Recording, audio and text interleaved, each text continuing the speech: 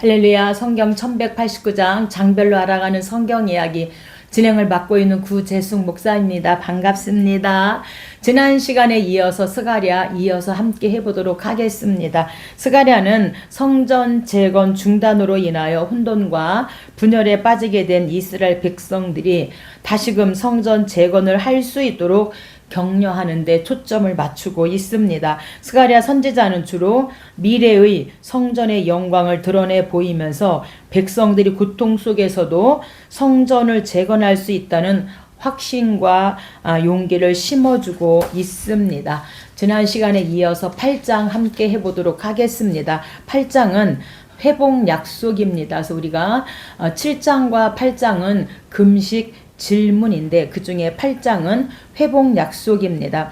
스가랴는 회복될 이스라엘의 영광과 평화를 다각도로 기록하면서 새 언약의 주체로 오신 예수 그리스도와 그의 왕국의 영광을 예표하고 있습니다. 그래서 우리가 1장에서 8장은 성전이 완공되기 이전으로 BC 520년에서 518년경에 기록되었고 9장에서 14장까지는 메시아 왕국 도래인데 성전 완공 이후로 BC 480년에서 470년경에 그렇게 후반부에 기록되어진 것으로 보고 있습니다. 7절입니다. 성경 가지고 계신 분은 저와 함께 성경을 찾아가면서 함께 은혜 나누면 좋겠습니다. 만군의 여호와가 이같이 말하노라.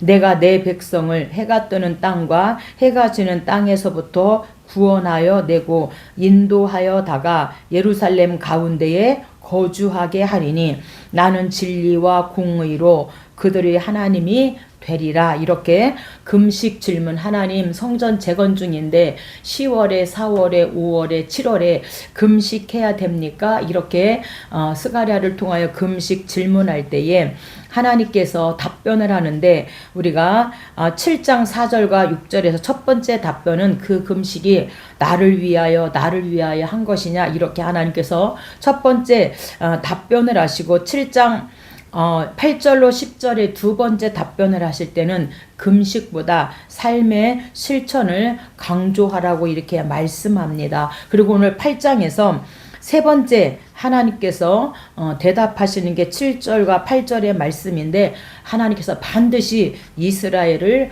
회복하시겠다. 이렇게 8장 7절로 8절을 통하여 회복을 약속하고 있습니다. 18절입니다. 만군의 여호와의 말씀이 내게 이르시되 4월 금식과 5월 금식과 7월 금식과 10월 금식이 변하여 유다 족속에게 기쁨과 희락의 절기들이 되리니 오직 너희는 진리와 화평을 사랑할지니라. 그래서 네 번째 하나님의 금식 답변으로 금식보다 진리와 화평을 사랑하라고 네 번째 하나님께서 답변을 하고 있습니다. 우리가 4월 금식은 왜 했는가?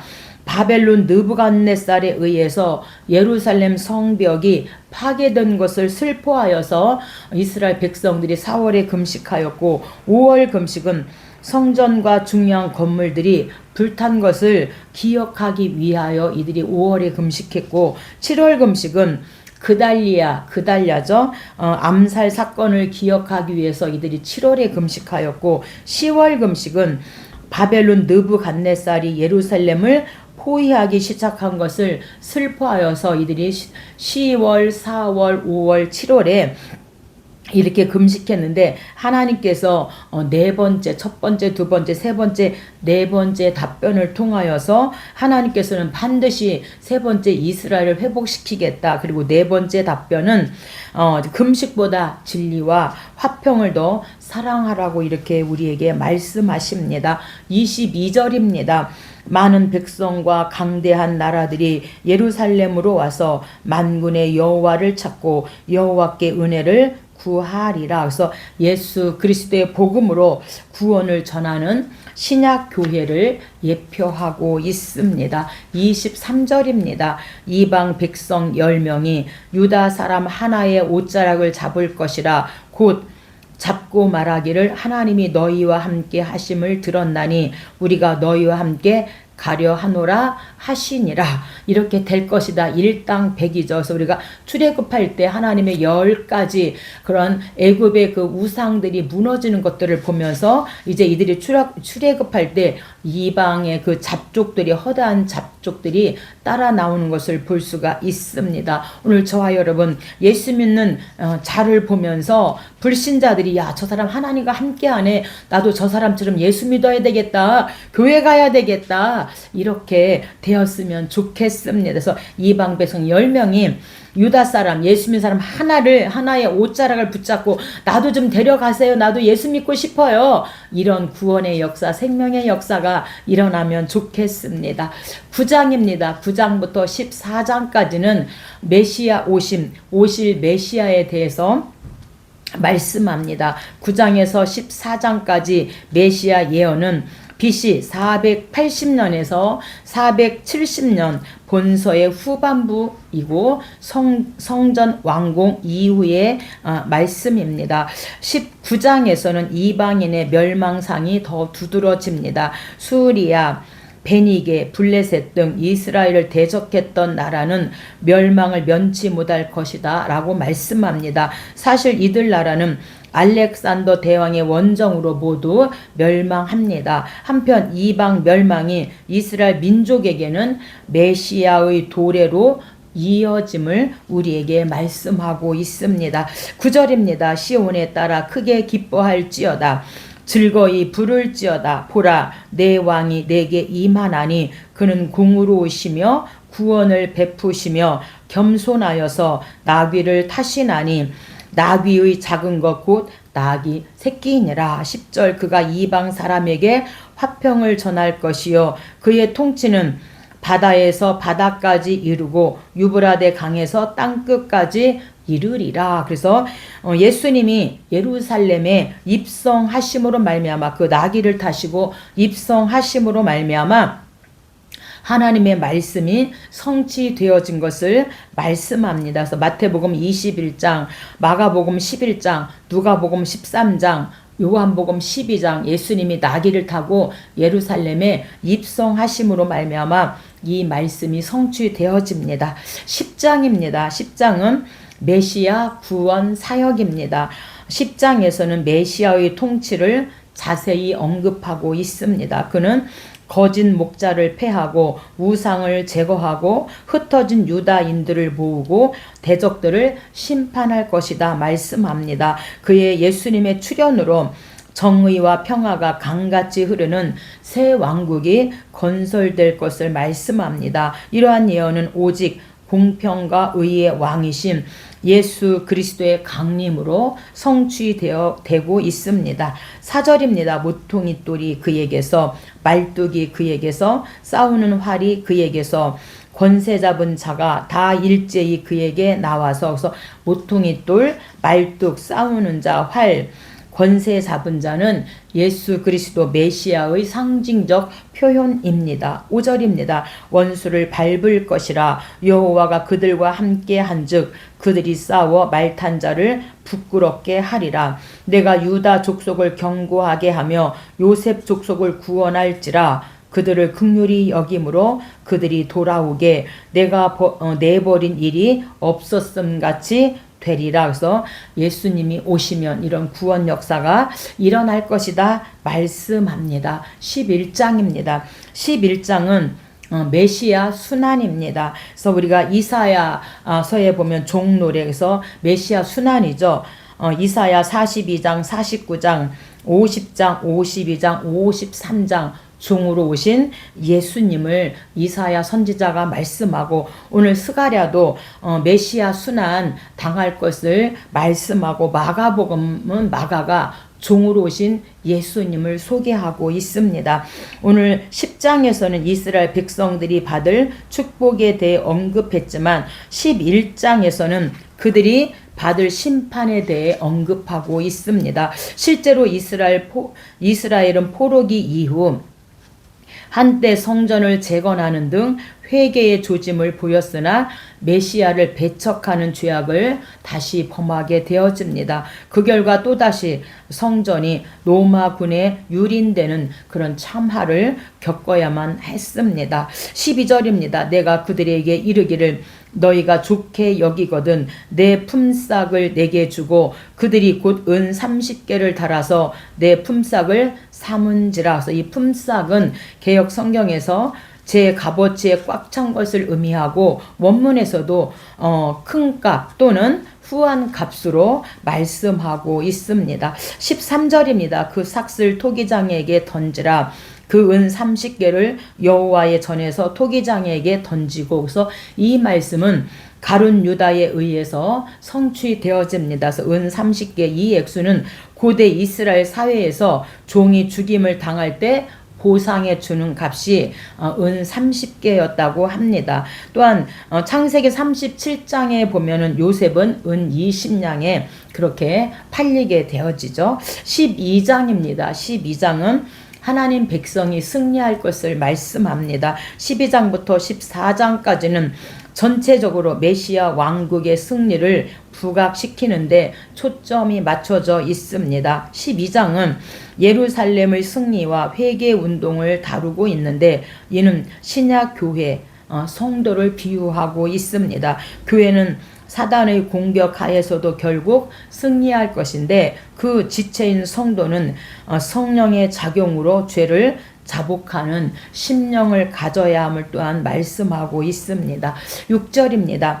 예루살렘 사람들은 다시 그 본 곳 예루살렘에 살게 되리라. 여호와가 먼저 유다 장막을 구원하리니 이는 다윗의 집의 영광과 예루살렘 주민의 영광이 유다보다 더하지 못하게 함이니라. 예루살렘 주민의 영광은 하나님께서 예루살렘을 선택하여 하나님이 도성을 삼으시겠다고 하신 그 약속을 의미하고 있습니다. 하나님이 그의 성소를 그곳에 두셨기 때문에 예루살렘은 영광스럽고 또한 미래에도 영광스러울 것이다 말씀합니다. 우리가 신명기 12장 하나님이 택하신 그곳, 하나님이 택하신 그곳, 하나님 택하신 그곳, 바로 그곳이 예루살렘입니다. 8절입니다. 그날에 여호와가 예루살렘 주민을 보호하리니 예루살렘을 치러 오는 이방 나라들을 그날에 내가 멸하기를 힘쓰리라. 그래서 반드시 하나님께서 예루살렘을 치러 오는 이방 사람들을 멸하실 거기 때문에 반드시 하나님의 백성이 승리할 것이다. 이렇게 말씀하고 있습니다. 13장입니다. 13장은 하나님 백성이 정결케 되어지는데 연단을 통하여서 정결케 된다. 이렇게 말씀합니다. 새 예루살렘은 성도의 회개와 의의 새 행실이라는 토대 위에서 설립하게 될 것입니다. 스가랴도 회개와 그로 인한 하나님의 구원을 서두에 언급하고 있습니다. 1절입니다. 그날의 죄와 더러움을 씻는 셈이 다윗의 족속과 예루살렘 주민을 위하여 열리리라. 우리가 찬송가 있죠. 정결하게 하는 셈이 나의 앞에 있도다. 성령께서 권고하되 죄 씻으라 하시네. 찬양하리 찬양하리 죽임당한 어린 양 주께 영광 돌리어라. 우리 죄를 씻어주셨네. 그래서 그날의 죄와 더러움을 씻는 셈이 다윗의 족속과 예루살렘 주민을 위하여 열릴 것이다. 이렇게 말씀하시고 그날은 바로 메시아 시대입니다. 죄와 더러움을 씻는 셈은 예수님 대속의 보혈이다. 이렇게 말씀합니다. 2절입니다. 그날의 우상의 이름을 이 땅에서 끊어서 기억도 되지 못하게 할 것이며 거짓 선지자의 더러운 귀신을 이 땅에서 떠나게 할 것이라. 그래서 우상의 이름을 이 땅에 끊어서, 그래서 우상의 이름은 우상의 영향력과 명성, 심지어 그 존재 자체까지를 뜻하고 있습니다. 그래서 2절은 예수님 십자가의 죽으심과 부활 사건을 통하여서 성취되었음을 말씀하고 있습니다. 8절입니다. 여호와가 말하노라 온 땅에서 3분의 2는 멸망하고 3분의 1은 거기 남으리니 내가 3분의 1을 불 가운데 던져 은같이 연단하며 금같이 시험할 것이라. 그들이 내 이름을 부르리니 내가 들을 것이며 그들은 말하기를 여호와는 내 하나님이시라 하리라. 그래서 여기서 그들은 불 가운데 던져져서 연단을 받는 자를 말하고 있습니다. 그래서 하나님께서는 연단을 통하여서 이스라엘 백성들을 정결하게 하시겠다 이렇게 말씀합니다. 스가랴서의 마지막 14장입니다. 14장은 여호와의 날입니다. 만민이 새 왕국을 중심으로 모일 것이라는 스가랴의 예언은 고난에 처한 성도에게 위로인 동시에 주님의 강림을 확신하며 살라는 권고입니다. 1절입니다. 여호와의 날이 이르리라. 그때 여호와께서 나가사 그 이방 나라들을 치시되. 그래서 이방 나라 그러면 우리가 열국 심판인데 이사야서의 바모 아이구 열에 예두입니다. 그래서 바벨론, 모압, 아람, 이스라엘, 구스, 그다음에 열국이죠. 애굽, 에는 에돔, 그다음에 예루살렘, 애굽, 두로 이렇게 열국 심판에서 그 이방 나라들을 치시겠다. 예레미야는 에불모 열박서 애굽, 블레셋, 모압, 열국, 바벨론 어쨌든 이렇게 이사야 선지자와 예레미야가 열국 심판을 맺히고 있는데 스가랴서도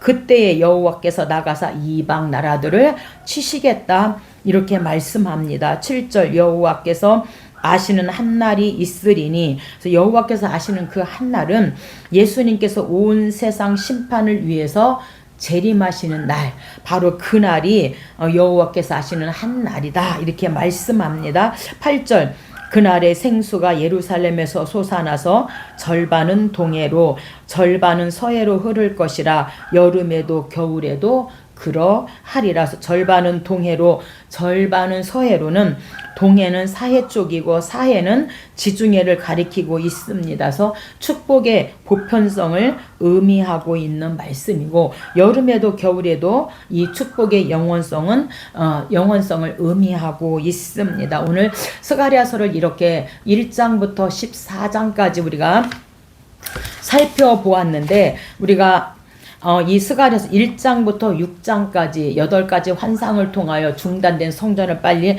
재건하라. 그리고 7장에서 8장은 금식 질문입니다. 하나님 성전 재건 중인데 10월에 4월에 5월에 7월에 금식해야 됩니까? 라고 질문했을 때 하나님께서 4가지 답변을 그렇게 해주시고 9장부터 14장까지는 예수 그리스도 오심을 말씀하고 있는데 우리가 이렇게 살펴보았고 스가랴서를 통해 우리가 깨달을 것은 무엇인가? 성전 공사가 어려운 것은 하나님이 함께 하시지 않기 때문이라는 이런 불평과 성전 재건에 대한 무관심 그리고 나태 등으로 시들해 가던 이 한 공동체의 그 신앙의 열정적인 말씀 선포자 스가랴에 의해서 이제 이들이 회복되어집니다. 이로써 성전 재건이라는 대역사를 성공적으로 이제 4년에 걸쳐서 완수하게 되어집니다. 이처럼 우리 성도들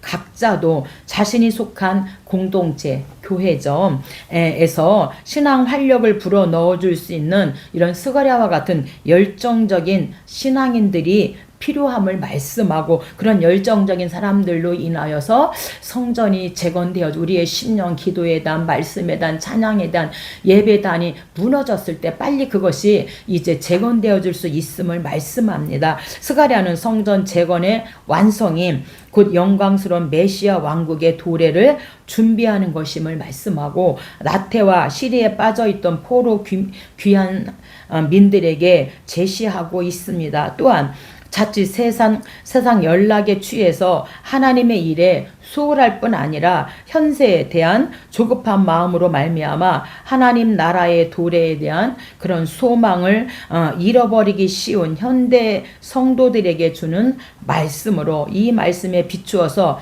우리 자신들을 심각히 반성해 보는 그런 계기를 가져보고, 지금 내가 예배의 단이 무너졌는가, 기도의 단이 무너졌는가, 찬송의 단이 무너졌는가, 헌신의 단이 무너졌는가 생각하여 보고 속히 무너진 단을 재건했으면 좋겠습니다. 감사합니다.